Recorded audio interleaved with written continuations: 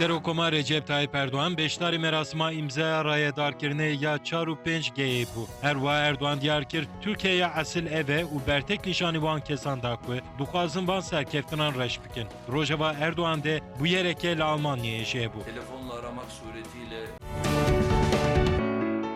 Burada bütün kadınlarımıza Serokwezîr Ahmet Davutoğlu li İstanbulê di hevdîtina jinên dixebitin diaxivî. Davutoğlu got, ez gazî dayikên şehîdan û dayikên Diyarbekirê dikim ku dest bidin hev û bi dengekî bilind biqîrin.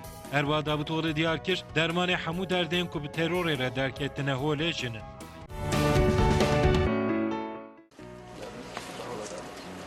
Alîkarê Serokwezîr Numan Kurtulmuş ragihand ku operasyonên li Seranserê weret tê bidomin ku li dijî rêxistinên terorî hatine destpêkirin. Bir koordinasyonla, büyük bir kararlılık.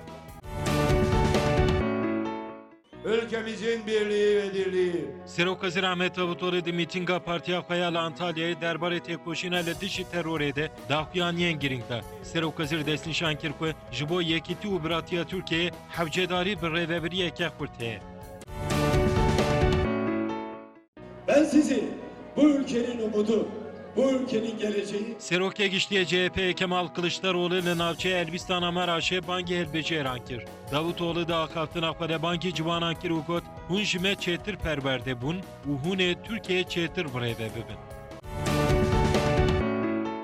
Bu 1 Kasım seçimleri Serokê giştiye MHP Devlet Bahçeli ji bo hilbijartinên yekê mijdarê got dengdayîn berpirsiyariyeke netewiye. Bahçeli li Çankırı'ya behsa giringiya hilbijartinê kir û got beşdariyeke zêde a ji bo hilbijartinê dibe ku wek îradeya neteweyê bersîveke baş bide bendewariyên gelê me.